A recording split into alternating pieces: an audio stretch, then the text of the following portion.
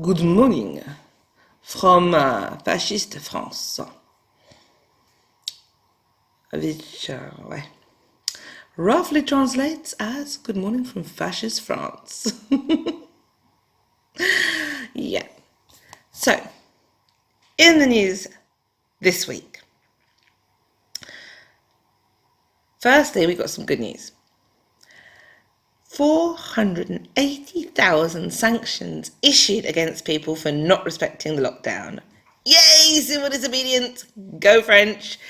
Little ray of hope that people aren't taking this lying down, because the real problem for those with a brain and rationality, those who have not given in to fear, and with eyes to see, brains to think, and a little bit of courage to actually accept the truth, know full well that this is all planned, all part of an agenda. If I can even speak, that would be nice.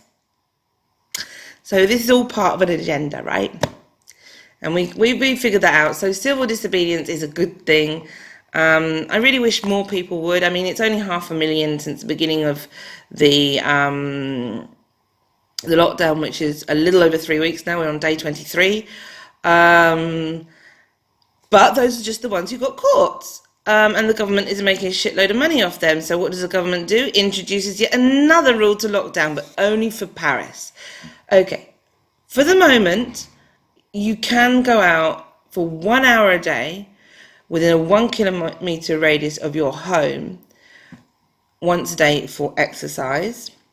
Check out my video, French Quarantine, for more information about exactly, what you're allowed to do and what you're not allowed to do, and what the sanctions are for not doing as you're told with regards to lockdown. Check that out. I might put a link in the description if I can remember to. Anywho, in Paris now, that 1 hour's exercise has to be taken before 10 in the morning and after 7 at night, not in between. So making basically more silly rules that you can get fined for not respecting. Because I've seen a lot of joggers out.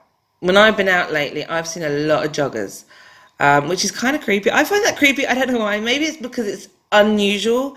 Everything that's like not normal makes you feel a little uneasy.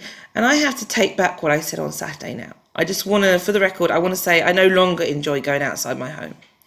The last time I did it was on Tuesday, and I found it really upsetting. I mean, just walking past the popular park near where I live that was empty with this big red sign saying, "Stay at home," on the gate, where just in front of all the little kiddie games and things behind it. And it was just like, sad. And I get to the post office, bloody great big security guard outside the post office. Now, I knew that they would be, doing sort of triage at the door to see if, it was like a necessary thing that you were doing or not. But the dude was really rude to me. He was really rude. And then I get in and there's actually a guy with a weapon, with a fucking gun. And I'm like, this is the post office. Are they expecting riots here or something? Because the price of stamps has gone up. So I'm thinking, are they expecting a riot over the price of stamps? Oh well. So I went to the supermarket quickly. There's even less food on the shelves than there was 3 days prior. So they haven't got deliveries since. And that's just sad. But at least everybody was nice at the supermarket. And then just came home and even the little sort of shops near me, it's all sort of dead and people in masks and everything's just weird. And it's like, I don't really know what's going on because I don't get out much, even less than before. So, it's like I'm completely disconnected to life. And this vlogging is the only thing that really seems to connect me to life at the moment, because I'm having like one conversation a week. Can you believe? I mean, you guys know I've left social media behind, but still. Yeah, and it's difficult not knowing. Psychologically, it's really, I think, one of the most difficult things for me isn't even the isolation. Yes, I've got money worries, but I've made a decision on that. Um, but what really is upsetting is not knowing how long this is going to go on for, and of course, what kind of world we're going to come into after we come out of lockdown, or solitary confinement, as it seems to be for me. Um, Even with my 1 hour exercise a day, it's just like prison, you know? Not that I've ever been, but you know, what I hear on documentaries and the like. But I was right. I was right about the lockdown, not a lockdown, yeah, lockdown. I get so tired. My brain is fuzzled. I'm not having enough human interaction. My sleeping patterns are all over the shop. Just don't get me started on the list of what's not right with me physically and mentally at the moment. Anyway, so I was right about the lockdown not ending on the 15th of April. I said that from the get-go. If you look at my video when they said, I can't remember which video it was, there's video proof that I said I'm sure they're not going to actually respect the 15th of April as the end of the lockdown, but it just comforted me somewhat to know that there was a date, even though it was, I knew it was weird. It's like this whole weirdness of feeling like going out is a privilege. It's this, you know, you're being manipulated, but you feel things anyway. And then, you know, or should I say it's the opposite. You feel things and you realize, oh, that's because I'm being manipulated into feeling this way. Um, so yeah, I was right about that. I really wish I wasn't. Seriously, I really wish I wasn't right about, um, you know, like when my ex talked to me at the beginning of lockdown and said, you were right. I am like, yeah, I know, but I wish I wasn't. You know, people people throw around the whole conspiracy theory insult, which, by the way, people, you were manipulated into adopting as an insult by the CIA.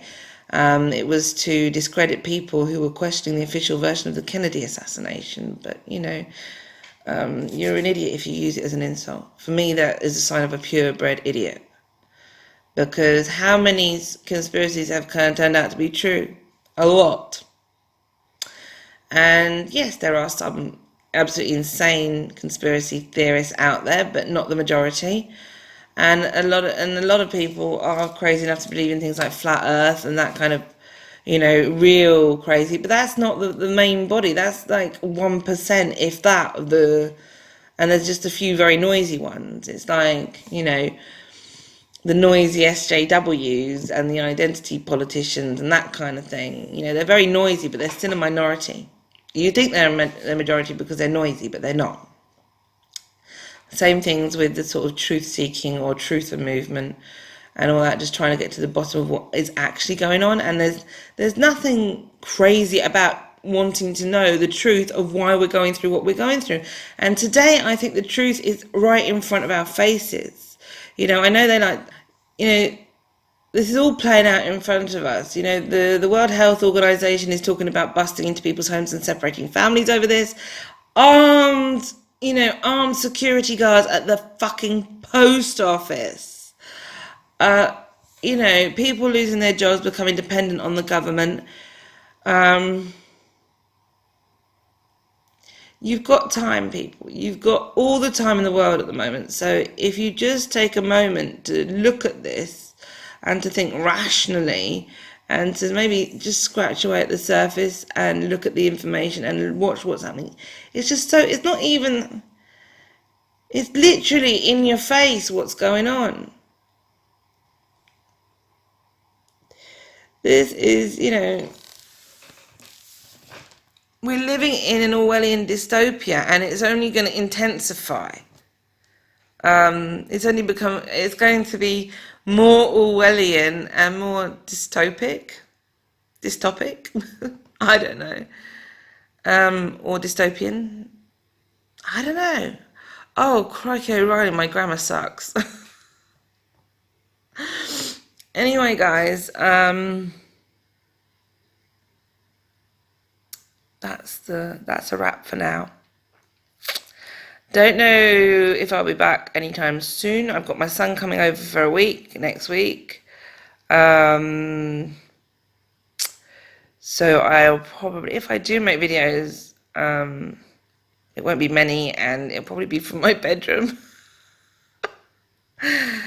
Um, but yeah, chin up, guys.